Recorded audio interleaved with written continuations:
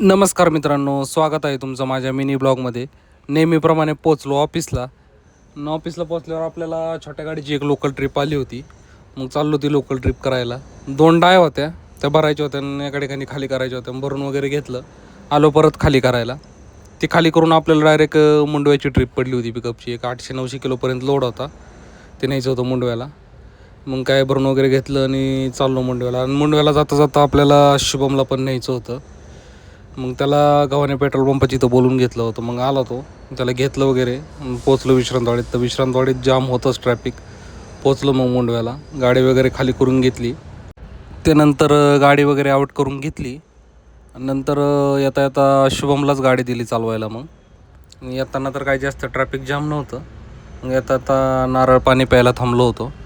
नारळ पाणी वगैरे पिऊन घेतलं, त्याला सोडलं आणि मी आलो परत भोसरीत आल्यानंतर आपल्याला छोट्या गाडीचे जरा मायनर काम करायचे होते.